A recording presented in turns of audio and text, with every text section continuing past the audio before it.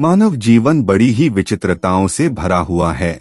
ब्रह्मा जी की सृष्टि में सुख दुख एक साथ रचे गए हैं। मनुष्य के सुख एवं दुख का कारण उसकी कामनाएं एवं एक दूसरे से अपेक्षाएं ही होती हैं। जब मनुष्य की कामना पूरी हो जाती है तब वह सुखी हो जाता है, परंतु जब उसकी कामना नहीं पूरी होती तो बहुत दुखी हो जाता है। यही एक शब्द और पढ़ने को मिलता है, विषाद। विषाद क्या है? जब मनुष्य का दुख पराकाष्ठा को पार कर जाता है तब वह विषादयुक्त हो जाता है। उसे यह लगने लगता है यह संसार व्यर्थ है, अब हमें जीवन का त्याग कर देना चाहिए। परंतु यह विचार मनुष्य को क्यों होता है? इसका मुख्य कारण है मोह। मोह की अधिकता के कारण मनुष्य विकल हो जाता है। महाभारत के युद्ध में अर्जुन भी मोह से ग्रसित होकर विषादयुक्त हो गया था। तब भगवान श्री कृष्ण ने गीता का दिव्य उपदेश दिया था और अर्जुन के मोह का विनाश करते हुए महाभारत का युद्ध करवाया। गोस्वामी तुलसीदास जी ने मानस में स्पष्ट लिख दिया है, मोह सकल व्याधिन्ह कर मूला। जिस दिन मनुष्य का मोह समाप्त हो जाता है उसी दिन वह हर्ष एवं विषाद से ऊपर उठ जाता है। मनुष्य को सदैव भगवत स्वरूप की प्राप्ति करने का प्रयास करना चाहिए। और भगवत स्वरूप की प्राप्ति कैसे होगी, इसका वर्णन हमें श्रीमद् भागवत में मिलता है। 7वें स्कंध में वेदव्यास जी महाराज ने स्पष्ट लिखा है कि विमुचन्ति यदा कामान मानवो मनसि स्थिता तर्ह्येव पुंडरीकाक्ष भगवत्वाय कल्पते। अर्थात जब मनुष्य सभी कामनाओं का त्याग कर देता है तब वह भगवत स्वरूप को प्राप्त हो जाता है और मनुष्य की कामनाएं उसका पीछा नहीं छोड़ती। यही कारण है कि मनुष्य हर्ष एवं विषाद के बीच झूला करता है।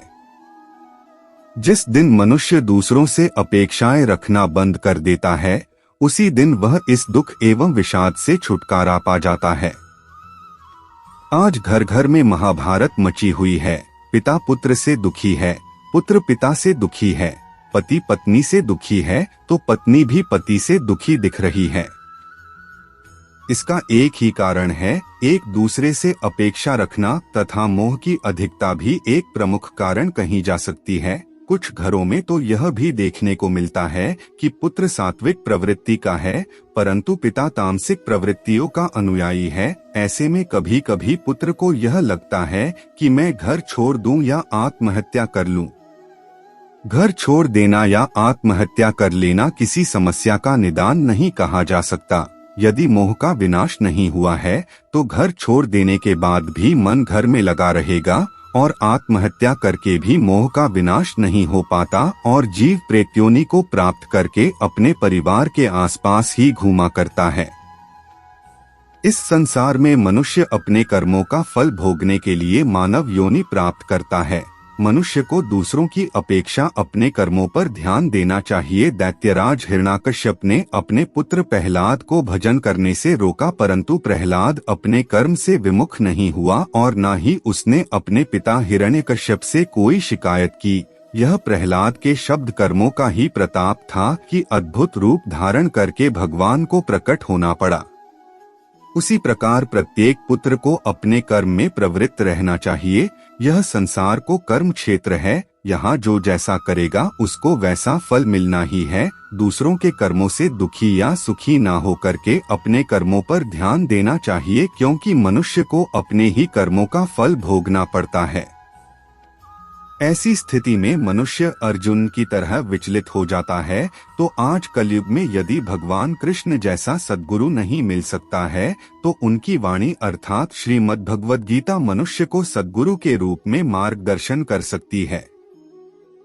ऐसे मोह एवं विषाद में फंसे हुए मनुष्य को श्रीमद् भगवद गीता का अध्ययन करते रहना चाहिए जिससे कि उसे ऐसी विषम परिस्थितियों से ऊपर उठने का मार्ग मिलता रहे। अन्यथा परिवार के मोह में फंसकर मनुष्य अपने कर्मों से भी विमुख हो जाता है। आज मनुष्य के दुख एवं विषाद का सबसे बड़ा कारण अपने धर्म ग्रंथों एवं सद्गुरु से विमुखता भी कही जा सकती है।